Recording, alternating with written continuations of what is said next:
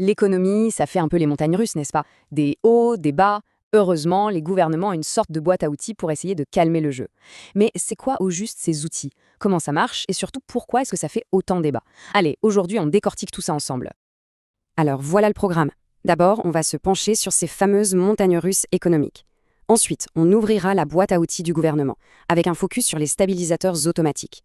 Après ça, on plonge au cœur du grand débat économique. Et on terminera avec les contraintes bien réelles et l'éternel arbitrage qu'il faut faire. Non, l'économie, c'est tout sauf un long fleuve tranquille. C'est plutôt un parcours avec de grosses accélérations, les fameux booms, et puis des chutes parfois brutales, les busts. L'idée, c'est d'essayer de lisser tout ça. Pourquoi? Eh bien parce que ces secousses, elles ont un coût bien réel pour les entreprises comme pour les gens. Mais au fond, pourquoi s'acharne-t-on autant à vouloir éviter ces creux de la vague?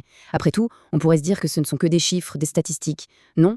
Eh bien, en réalité, c'est beaucoup, beaucoup plus que ça. Parce que derrière ces chiffres, il y a des conséquences très concrètes. Une récession, ça veut dire des faillites, des gens qui perdent leur travail, une précarité qui augmente. Bref, des conditions sociales qui se dégradent pour tout le monde. Et le pire, c'est que ça laisse des traces. Les économistes parlent d'effet d'hystérèse. C'est un mot un peu compliqué pour dire que même quand l'économie repart, les cicatrices, elles, restent. Le chômage, par exemple, peut mettre des années à redescendre. C'est pour ça qu'il est si crucial d'essayer d'amortir le choc. Ok, donc, comment on fait pour intervenir? C'est là que la politique budgétaire entre en scène. En gros, c'est l'art d'utiliser les dépenses de l'État et les impôts pour essayer d'influencer la trajectoire de l'économie. Dans cette fameuse boîte à outils, il y a deux types d'instruments. D'abord, ce qu'on appelle la politique discrétionnaire. Imaginez un grand bouton rouge sur lequel le gouvernement appuie en cas de crise pour lancer un plan de relance. C'est une action volontaire, ponctuelle, c'est puissant mais ça peut prendre du temps à mettre en place. Et de l'autre côté, il y a les stabilisateurs automatiques. Eux, ce sont un peu les amortisseurs de la voiture économique. Ils sont intégrés au système et fonctionnent tout seuls, en temps réel, sans que personne n'ait besoin de prendre une nouvelle décision. Allez, zoom sur ces stabilisateurs automatiques. On les appelle parfois les héros discrets de l'économie. Pourquoi? Parce qu'ils travaillent en permanence en arrière-plan sans qu'on s'en rende forcément compte pour que le voyage soit un peu moins chaotique.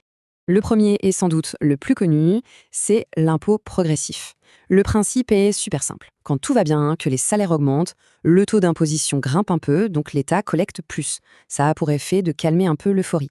Et à l'inverse, quand c'est la crise et que les revenus baissent, hop, les impôts baissent automatiquement aussi. Ça laisse un peu plus de pouvoir d'achat pour continuer à consommer. Deuxième stabilisateur super important, l'assurance chômage. Là aussi, c'est logique. En période de récession, le chômage monte et donc, mécaniquement, les dépenses en allocation chômage augmentent. Cet argent, il est directement injecté dans l'économie par les personnes qui en ont le plus besoin pour continuer à vivre et à consommer.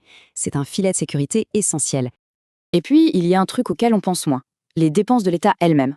Quand une crise frappe, les gens consomment moins, les entreprises investissent moins, tout chute. Mais l'État, lui, continue de payer ses fonctionnaires, d'entretenir les écoles, les routes. Ces dépenses, elles, ne s'effondrent pas. Elles forment une sorte de plancher, une ancre, qui empêche l'économie de tomber trop bas. Bon, tout ça c'est bien beau en théorie, mais est-ce que ça marche en vrai? Regardez ces chiffres, ils viennent d'une simulation faite par la Banque centrale du Luxembourg. Dans une récession simulée, avec les stabilisateurs, le PIB baisse de 3,01%. Maintenant, si on les enlève, la chute est de 3,61%. La différence peut sembler petite, mais ça veut dire que ces mécanismes ont absorbé à eux seuls 20% du choc. Un cinquième du choc effacé, juste comme ça, automatiquement. C'est énorme en fait. Ok, on a donc des outils qui fonctionnent. Mais alors, pourquoi est-ce que ça débat autant? Parce qu'on entre ici dans le grand ring de l'économie. D'un côté, les partisans de la relance, de l'autre, ceux de l'austérité ou de la rigueur. Les partisans de la relance, souvent inspirés par l'économiste Keynes, s'appuient sur l'idée de l'effet multiplicateur. C'est assez simple à comprendre. Si le gouvernement investit de l'argent, par exemple dans la construction d'une route, cet argent devient le salaire des ouvriers et le revenu de l'entreprise. Eux-mêmes vont dépenser cet argent, créant à leur tour des revenus pour d'autres. C'est un effet boule de neige positif. Évidemment, ça ne convainc pas tout le monde. Les critiques sont nombreuses. La première, c'est ce qu'on appelle l'effet d'éviction. Pour se financer, l'État emprunte, ce qui peut faire monter les taux d'intérêt et donc décourager les entreprises d'investir. Un autre argument, c'est l'équivalence ricardienne. L'idée, c'est que les gens ne sont pas naïfs, ils savent que la dette d'aujourd'hui, ce sont les impôts de demain. Du coup, au lieu de dépenser l'argent de la relance, ils l'épargnent. Et enfin, il y a les fuites. Dans une économie ouverte, une partie de l'argent dépensé va servir à acheter des produits importés. On relance l'économie, mais celle des autres. Et puis, il y a cette fameuse phrase « trop d'impôts tue l'impôt », attribuée à l'économiste Arthur Laffer. L'idée, c'est qu'à partir d'un certain niveau, si on augmente encore les impôts, ça devient contre-productif. Ça décourage tellement les gens de travailler et d'investir qu'au final, l'État récolte moins d'argent. C'est un argument clé pour ceux qui prônent de baisse d'impôts. En résumé, on a vraiment deux approches qui s'opposent. D'un côté, la politique de relance. On dépense plus, on baisse les impôts pour booster l'économie, mais on prend le risque de creuser la dette. De l'autre, la politique de rigueur. On coupe dans les dépenses, on augmente les impôts pour réduire le déficit, mais on prend le risque d'étouffer la croissance, surtout si c'est fait au mauvais moment. Parce qu'il ne faut pas oublier une chose. Au-delà des grandes théories, il y a le monde réel. Et dans le monde réel, les gouvernements ne peuvent pas faire tout ce qu'ils veulent. Il y a des règles du jeu. Par exemple, pour les pays de l'Union européenne, il y a une règle d'or qu'on connaît bien, le déficit public annuel ne doit pas dépasser 3% du PIB. Et ce n'est pas la seule, il y en a une deuxième, la dette publique totale, elle, ne doit pas dépasser les 60% du PIB. Ces deux chiffres, 3% et 60%, dessinent un cadre très strict qui limite les possibilités d'action. Et il y a un autre danger, encore plus pernicieux, c'est l'effet boule de neige de la dette. C'est un vrai cercle vicieux. Plus la dette est élevée, plus les intérêts à payer sont énormes. Ces paiements d'intérêts viennent creuser encore plus le déficit. Du coup, il faut emprunter encore plus, ce qui fait grossir la dette et donc les futurs intérêts. On voit bien le piège. Ça peut complètement paralyser un gouvernement. On arrive donc au cœur du problème. En politique budgétaire, il n'y a pas de solution magique, pas de bonne ou de mauvaise réponse. C'est une histoire d'équilibre, un arbitrage constant. Et voilà l'arbitrage fondamental. D'un côté, un État qui pèse lourd dans l'économie, avec beaucoup de dépenses publiques.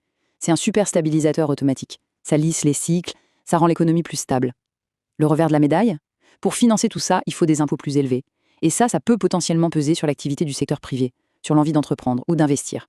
Ce qui nous laisse avec la grande question, celle qui anime tous les débats économiques depuis des décennies.